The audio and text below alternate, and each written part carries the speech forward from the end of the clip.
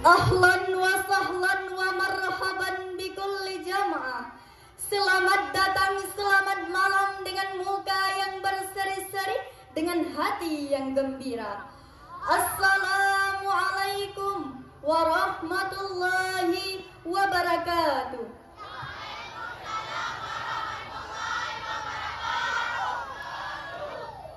Kutanam pinang rapat-rapat agar puyuh tak dapat lari. Kuberi salam sedikit yang menjawab, biar kuulang sekali lagi.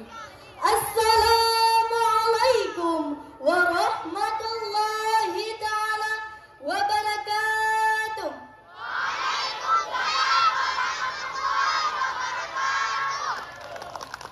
Alhamdulillah, alhamdulillahi rabbil alamin, wabihi nasta'in ala umurid dunya waddin. Ashhadu an la ilaha illallah wa ashhadu anna muhammadan abduhu wa rasuluh. Allahumma salli wa sallim ala ashrafil anbiya'i wal mursalin wa ala alihi wa ashabihi ajma'in wa man tabi'ahu bi ihsani illa yaumiddin. Qala Allah ta'ala fil Qur'anil Karim, a'udzu billahi minasy syaithanir rajim, bismillahirrahmanirrahim. Liyajziyallahu as-sadiqina bisidqihim wa yu'azziba munafiqina in syaa'a aw yatuba 'alaihim innallaha kana ghafurar rahima. Wa qala an-nabi sallallahu alaihi wasallam fil hadis, innallaha yuwalli 'ala hadzal 'amali ahadan sa'alahu wa ahadan harada 'alaihi. Sadaqallahul 'azim wa sadaqan nabiyul karim wa nahnu dzalika minasyahidin.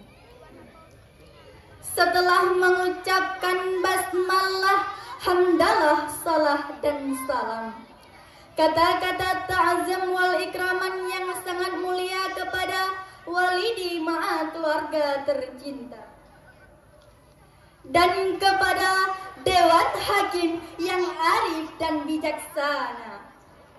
Tidak lupa pula kepada seluruh hadirin hadirat yang dirindukan surga Allah.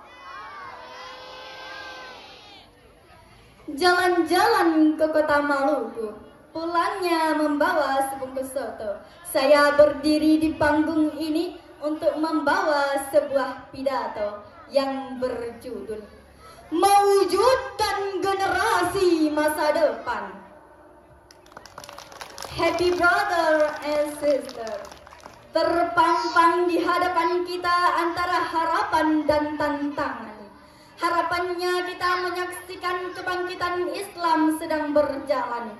Di mana-mana masjid-masjid semakin makmur dan lembaga-lembaga pendakwah pun semakin menjamur.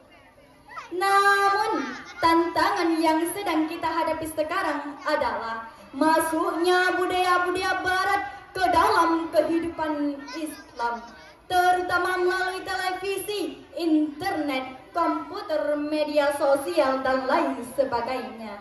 Yang semua itu membawa dampak negatif. Seperti apakah yang dikatakan oleh Dr. Francis William bahwa salah satu dampak komunifikasi adalah berubahnya kultur-kultur masyarakat. Kita itu tidak perlu khawatir kalau perubahan itu membawa dampak positif. Namun jujur saja, semua itu membawa dampak hal-hal negatif. Contohnya, banyaknya generasi-generasi muda, tidak terkecuali anak sekolah. Mereka sudah terjerumus ke dalam lingkungan mabuk-mabukan seperti whisky, brandy, ekstasi, dan lain sebagainya. Akibatnya, hari demi hari, bangsa ini semakin dekat dengan kehancuran. Oleh karena itu, satu-satunya yang dapat kita harapkan untuk menolong bangsa ini dari kehancuran adalah generasi pemuda-pemudi bangsa. Tantangan dan cobaan yang mereka hadapi sangatlah berat, mengingat betapa pentingnya generasi pemuda-pemudi bangsa untuk membangun bangsa dan negara. Happy brother and sister, kita seharusnya merasa khawatir apabila generasi kita ini generasi yang lemah, baik lemah fisik, lemah ilmu, lemah semangat hidup. Hadirin, yang paling kita khawatirkan adalah lemahnya iman dan akhlak. Mengapa? Karena itu akan meracuni bagi kehidupan kita.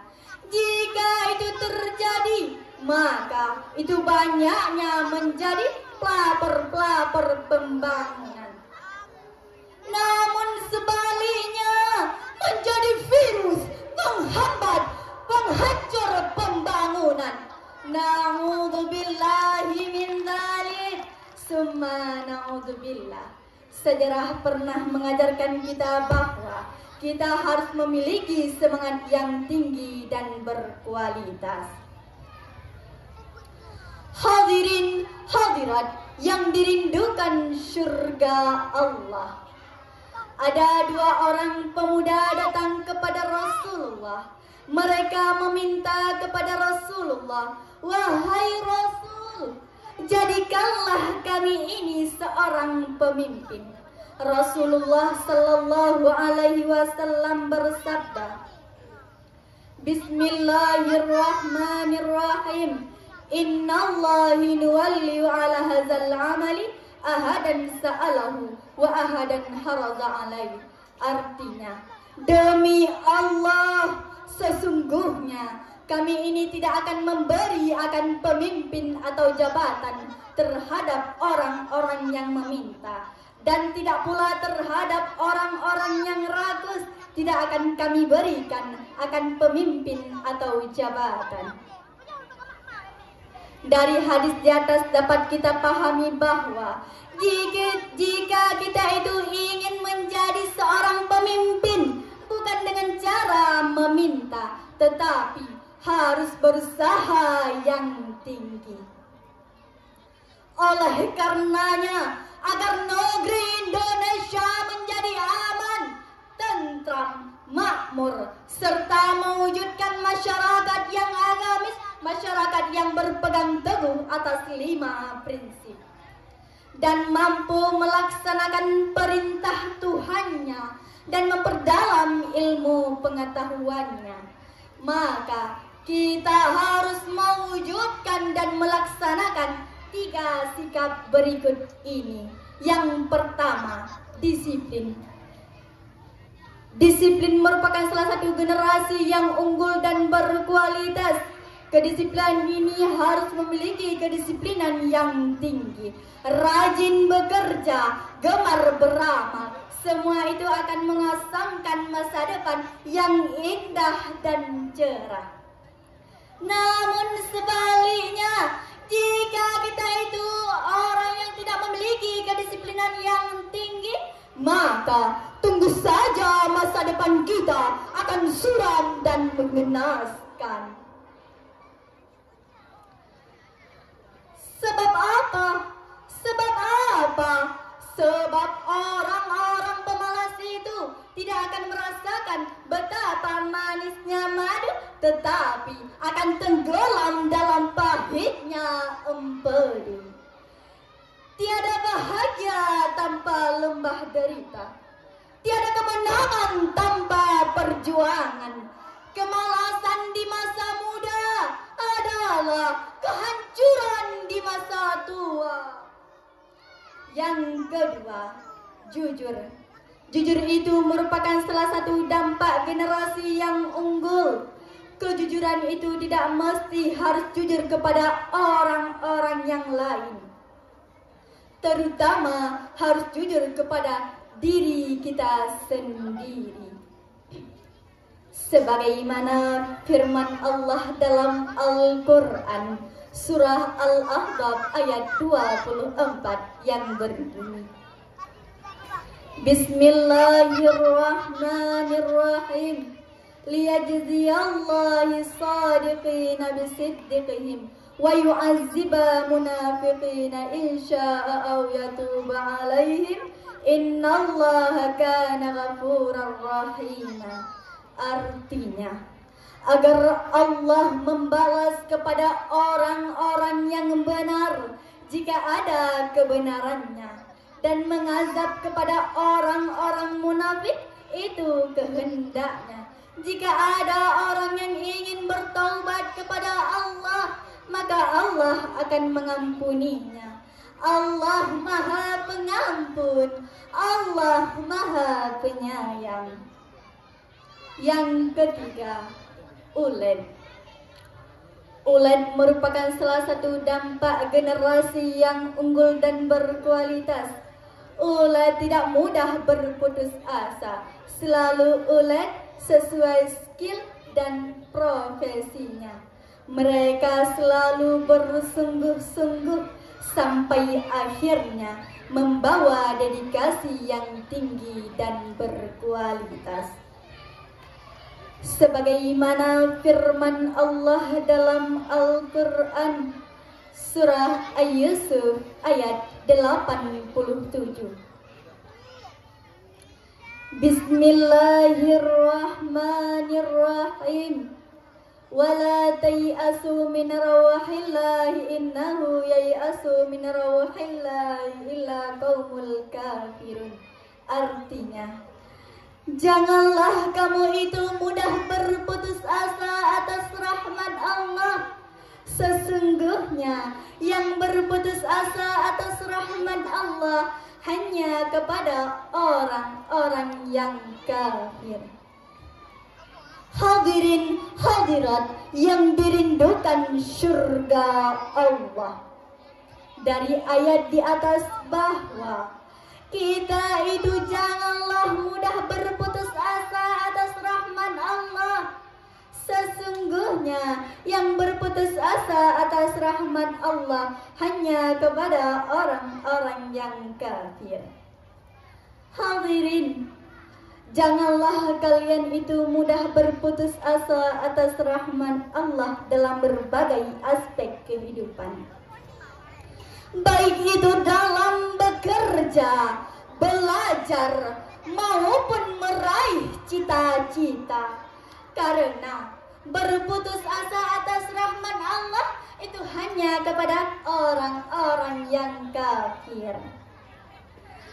Jika kita itu tidak menginginkan kita itu seorang kafir, orang yang berputus asa atas rahmat Allah, maka kita harus berdoa kepada Allah, harus meyakinkan kepada Allah, karena Allah yang maha mengampuni kita, Allah yang akan mengasihi kita, Allah segala-galanya.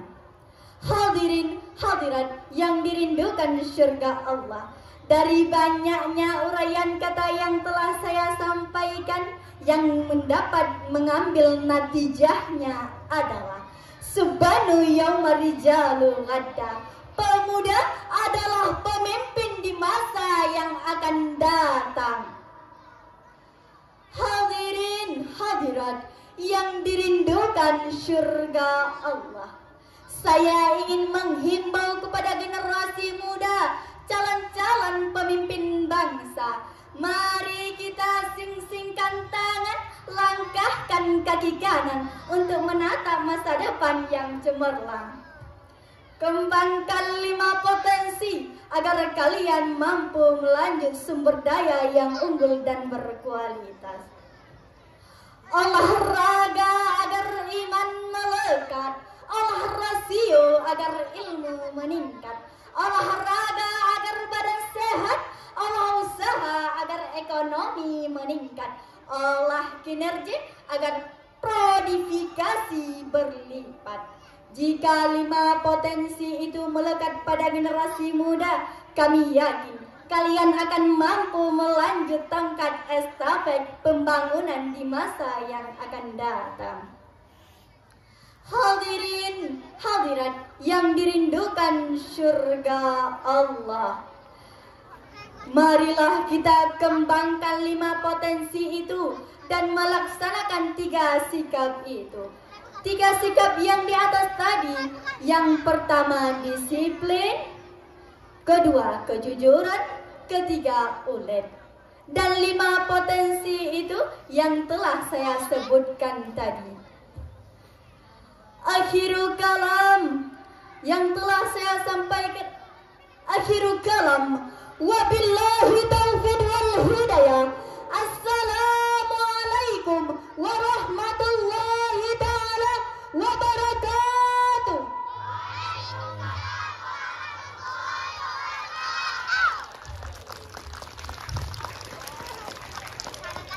Yang barusan